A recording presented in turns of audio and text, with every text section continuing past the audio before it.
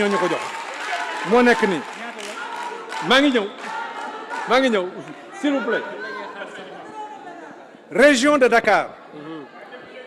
Cap Manuel ba Kër Massar jot nañ fa 540 632 parrains 540 632 parrains mi ngi fii répartis ainsi qu'il suit. Département de Dakar 252 145.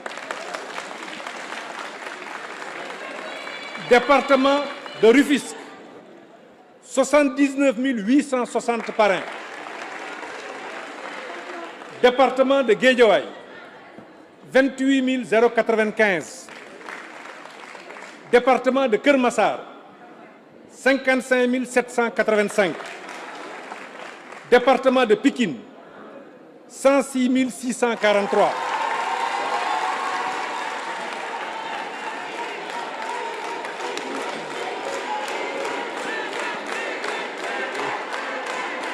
S'il vous plaît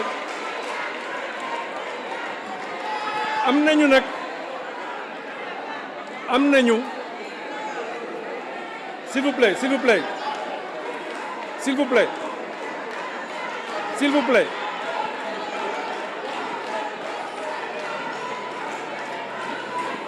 s'il vous plaît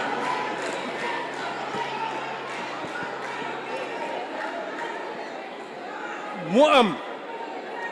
18 104 parrains yoo xam ni jigéen ñi ñoo ko dajale ci région bi yëpp jaarale ko ci Ndeye Saly mu jox ko madame Mimi Touré yooyu pareeguñu séddale ko communes yi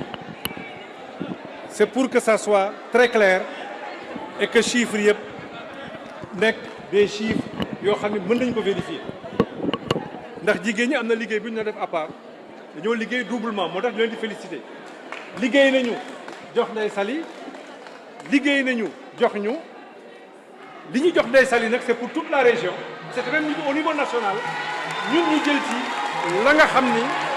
moom la région bi moom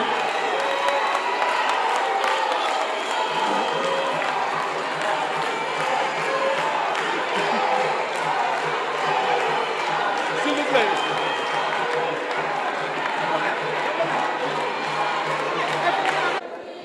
région de Dakar Cap Manuel ba Kër Massar en passant par Rufisque Pikine Toubab Dialaw Thiaroye Parcelles Assainies Ngor Ouakam Yoff Gorée jox nañu président Macky Sall 540 632 parrains. mais lan moo ñu ko may commencé woon naa ko wax léegi c'est l'unité retrouvée l'engagement derrière le président Macky Sall pour la mise en œuvre de sa vision moo tax ngeen gis fii tous ces responsables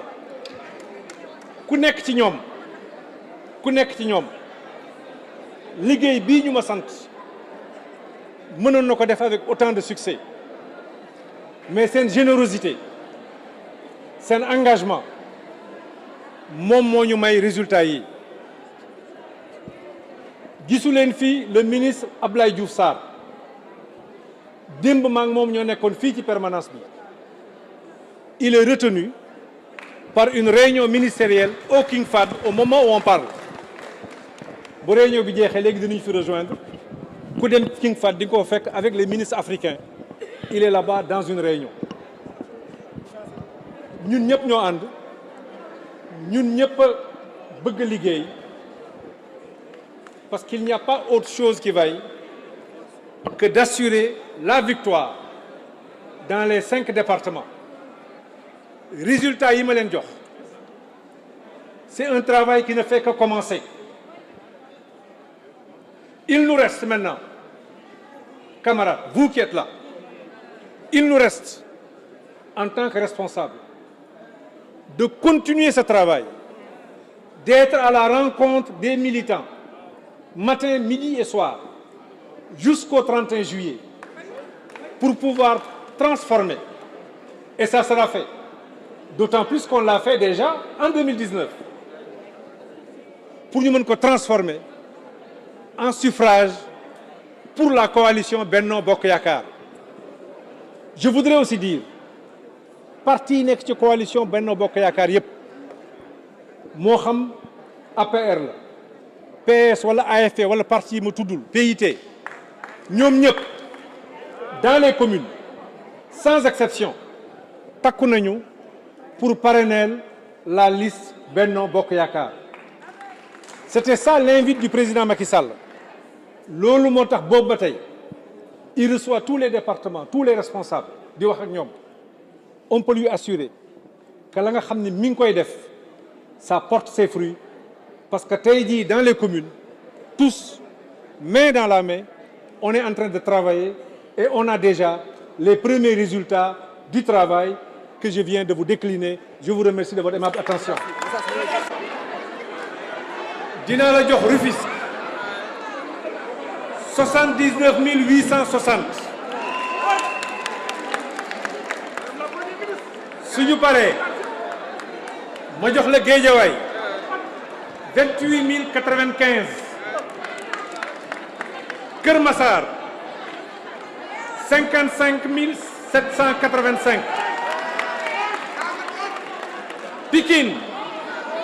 106 643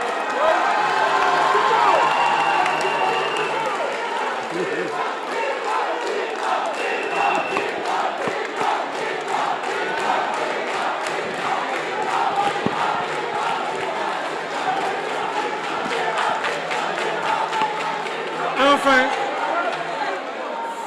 di nga xam ni jigéen ñi jox nañ la ko ba pare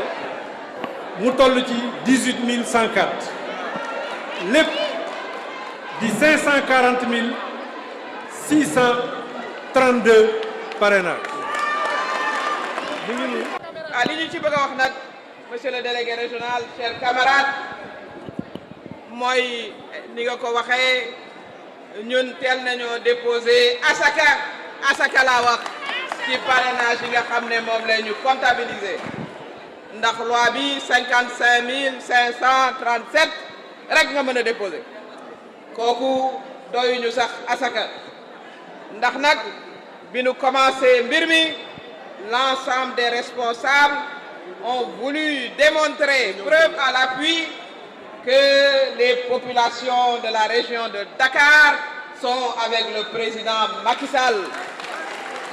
moo tax ñu dem à travers un parrainage populaire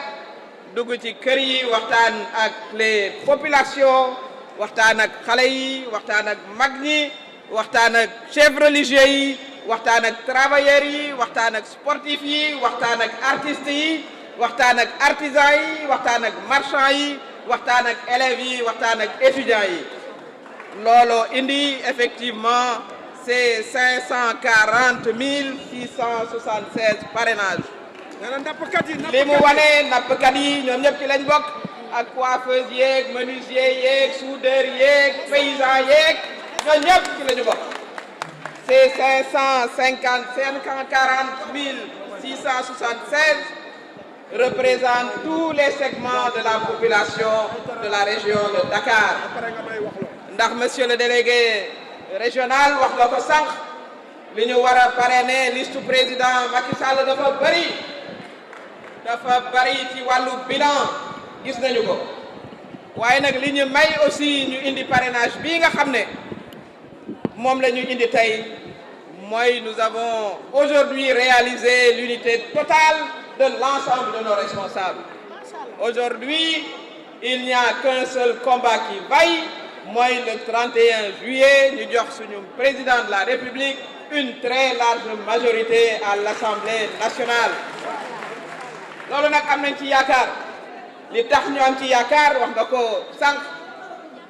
2019 defoon nañ la même opération collecté parrainage yi dem ak sénégalais yi ku ne bëgg ñoo parrainer li ma leen mën a wax mooy li ngay parrainer ak voix yi ngay am daanaka benn ndax nit ñi nag sénégalais yi kenn moomu leen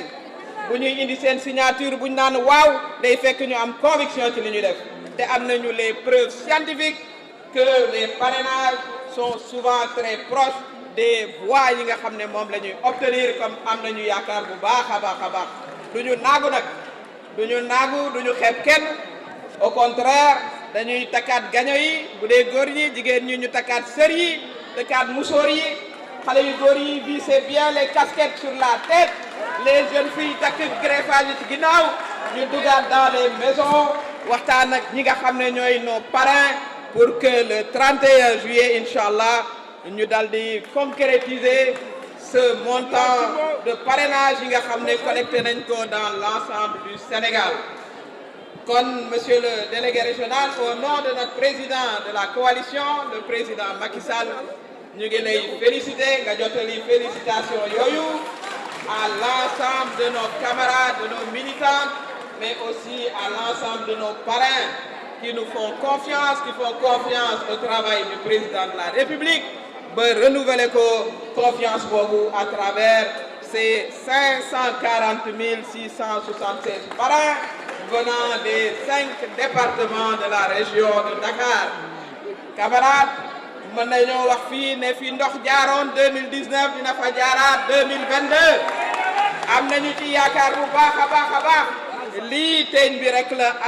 ànd baa ngi ñëw incha allah ensemble dans l'unité totale et complète dinañu delluwaat à la rencontre des Sénégalais ndax fi ñu toll nag ñun suñu pré-campagne commencé na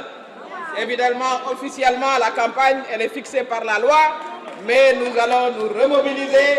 comme une seule femme wala comme un seul homme wala comme un seul jeune wala comme un seul paysan wala comme un seul ouvrier wala comme un seul artiste bu ko defee ñu joxaat au président de la République une victoire bu mucc ayib te bu